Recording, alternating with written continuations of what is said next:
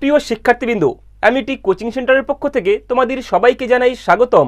আজ আমি আলোচনা করতে চলেছি West Bengal council of higher secondary education class 12 fourth সেমিস্টারের একমাত্র পেলে জে.এম. সিঞ্জের লেখা রাইডার্স টু দ্য সি থেকে সবথেকে গুরুত্বপূর্ণ 4টি প্রশ্ন এবং তার উত্তর নিয়ে।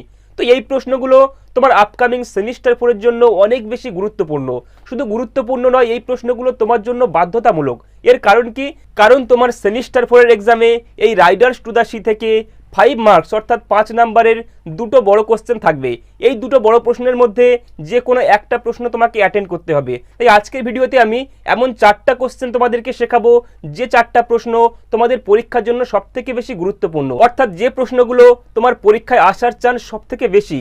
এবং যদি এই প্রশ্নগুলো নাও তোমার পরীক্ষায় আসে, তাহলে তোমার এক্সামে যেই প্রশ্ন আসুক, তুমি এই প্রশ্নগুলি থেকে এর উত্তরগুলিকে নিয়ে বা এই উত্তরগুলোর হেল্প নিয়ে তুমি সমস্ত প্রশ্নের উত্তরে লিখে আসতে পারবে। তাই অবশ্যই ভিডিওটি একেবারে শেষ পর্যন্ত দেখো। তো পুরো ভিডিও জুড়ে আমি তোমাদের সাথে আছি মানোয়ার স্যার, আর তোমরা দেখছো Amity coaching centre YouTube channel. ভিডিওটি শুরু করার পূর্বে প্রতিবারের ন্যায় ছোট্ট একটি রিকোয়েস্ট, যদি তোমরা এখনও পর্যন্ত আমাদের এই অ্যামিটি কোচিং সেন্টার ইউটিউব চ্যানেলকে সাবস্ক্রাইব না করে থাকো, তাহলে অবশ্যই চ্যানেলটিকে সাবস্ক্রাইব করে দিও, যাতে করে আমাদের চ্যানেলে আপলোড হওয়া সমস্ত এডুকেশনাল ভিডিওগুলো সবার আগে পৌঁছে যায় তোমার ফোনে। তো চলো শুরু করা যাক। তো প্রথম প্রশ্নে কি বলা হচ্ছে? বলছে discuss how Maurya's grief, resignation and acceptance of loss embody the theme of human vulnerability against invincible fate. অর্থাৎ এর মানে কি বলা হচ্ছে? এখানে বলছে ডিসকাস মানে ব্যাখ্যা করো, হাউ মানে কিভাবে, মৌরিয়াস গ্রাইপ মানে মৌরিয়ার যে গ্রিপ আছে বা মৌরিয়ার যে শোক, এই শোক তার সঙ্গে কি বলছে রিসাইনেশন মানে তার ত্যাগ, আর একই সাথে বলছেন অ্যাকসেপ্টেন্স অফ লস এবং তার এই ক্ষতির স্বীকারোক্তি। অর্থাৎ মৌরিয়ার এই শোক, তার এই ত্যাগ এবং তার ক্ষতির স্বীকারোক্তি এগুলো কিভাবে কি করেছে? বলছে এমবডি মানে প্রকাশ করেছে the theme of human vulnerability. মানে থিম অফ হিউম্যান ভালনারেবিলিটি মানে কি? মানুষের দুর্বলতাকে। তো এখানে কি বলছে?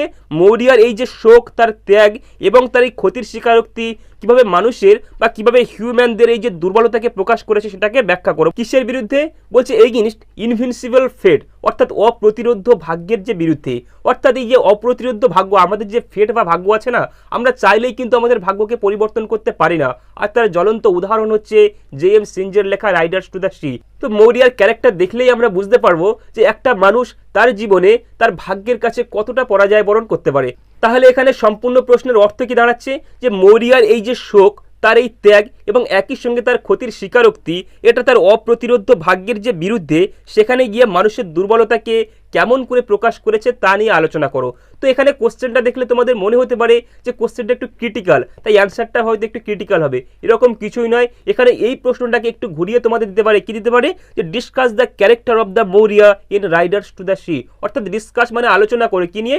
বলছে the character of the Maurya মানে মৌরিয়ার চরিত্র নিয়ে in Riders to the sea. অর্থাৎ জে.এম. সিঞ্জের যে রাইডার্স টু দ্য সি আছে, এখান থেকে মৌরিয়ার ক্যারেক্টারটা আলোচনা করো। তো প্রশ্নটি তোমাকে ঘুরিয়ে একটু কঠিন করে দিক বা ক্রিটিক্যাল করে দিক বা সহজ করে দিক, এটা ব্যাপার নয়। তুমি মনে রাখবে তোমার যে আপকামিং পরীক্ষা বা সেমিস্টার 4-এর যে এক্সাম, সেই এক্সামে মৌরিয়ার ক্যারেক্টার থেকে 5 নাম্বারের প্রশ্ন আসার চান্স সব থেকে বেশি। তাই অবশ্যই তোমার পরীক্ষায় প্রবেশ করার আগে এই প্রশ্নটি মুখস্থ করে খাতায় প্র্যাকটিস করে তারপর ওখানে যাওয়ার চেষ্টা করো। তো চলো আমরা দেখে নিই এর অ্যান্সারে কি বলা হচ্ছে। তো অ্যান্সারে কি বলা হচ্ছে?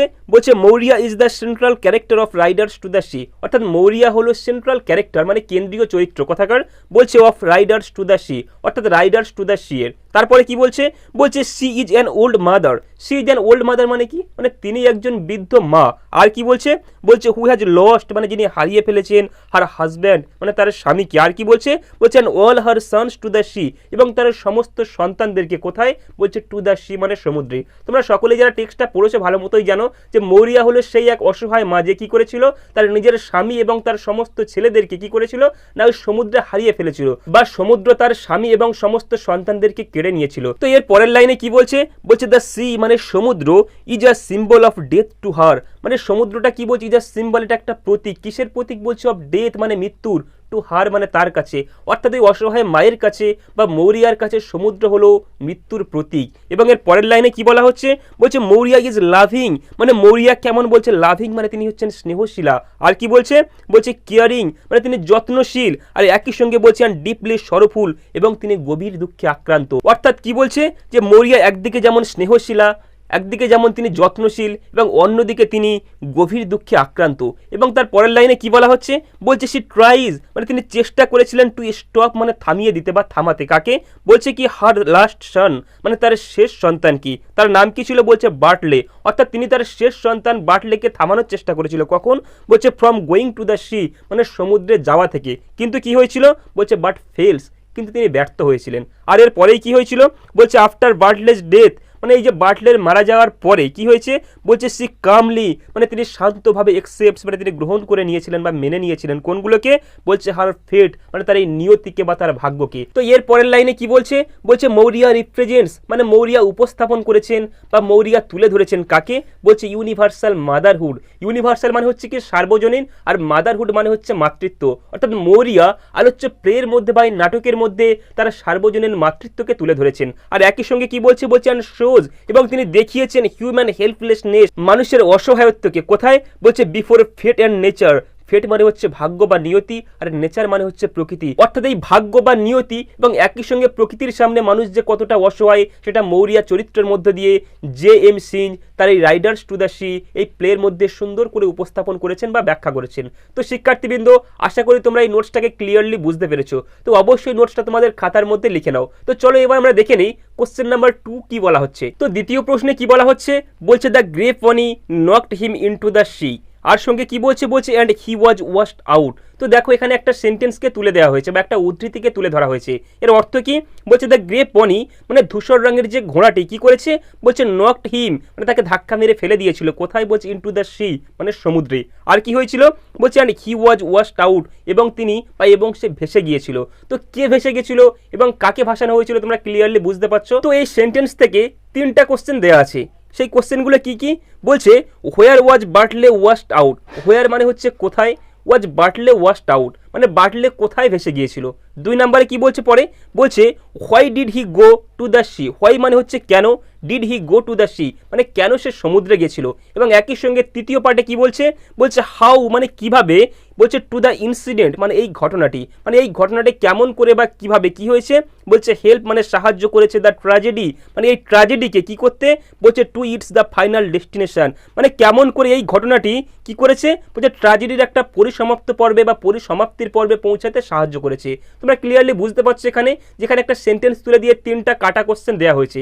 এখানে 3টা প্রশ্নের প্রথম প্রশ্নটির মান আছে 1 এবং পরবর্তী দুটোর মার্ক হচ্ছে কত করে? না 2 যোগ 2, এবং এই 3টা একসঙ্গে নিয়ে তোমাদের টোটাল দেওয়া আছে 5। তো এই 3টা প্রশ্ন একসঙ্গে নিয়ে বা এই 3টা কাটা প্রশ্ন নিয়ে তোমাকে 5 নম্বরের প্রশ্ন একটা দেওয়া হতে পারে। তো চলো দেখে নেই এই প্রশ্নটি যদি তোমার পরীক্ষায় আসে তাহলে এর অ্যান্সার কেমন করে লিখবে। তো এর অ্যান্সারে কি বলছে? বলছে in J M Synge's riders to the sea, অর্থাৎ জে এম সিঞ্জের রাইডার্স টু দ্য সি প্লেতে বা এই নাটকে কি হয়েছে? বলছে বার্টলে ওয়াশড আউট, মানে বার্টলে ভেসে গেছিল। কে ভেসে গেছিল? না বার্টলে ভেসে গেছিল। আর বার্টলেকে, বার্টলে হচ্ছে সেই মৌরিয়া নামক সেই অসহায় মায়ের সব থেকে ছোট সন্তান। তো এরপরে কি বলছে? বলছে ওয়ান দ্য হোয়াইট রক্স, কোথায় ভেসে গেছিল? বলছে না ওয়ান দ্য হোয়াইট রক্স মানে সাদা পাথরের কাছে। আর কি হয়েছিল? বলছে where the sea was very rough, where মানে যেখানে, দ্য সি মানে সমুদ্র কেমন ছিল? বলছে ওয়াজ ভেরি রাফ মানে অনেক বেশি খারাপ ছিল, অর্থাৎ অনেক বেশি উত্তাল ছিল। তো আলোচ্য এই যে নাটক, এই নাটকের মধ্যে ভেসে গেছিল কে? না বার্টলে, অর্থাৎ ওই অসহায় মায়ের ছোট্ট ছেলেটা ভেসে গেছিল। আর সে কোথায় গেছিল? না সে কোনো এক সাদা পাথরের কাছে ভেসে গেছিল, আর যেখানে সমুদ্র ছিল হচ্ছে অনেক উত্তাল বা সমুদ্র ছিল অনেক ভয়ঙ্কর। তো এরপর দ্বিতীয় পার্টের প্রশ্নে কি বলা হয়েছিল? বলছে why did he go to the C, মানে কেন সে সমুদ্রে গেছিল।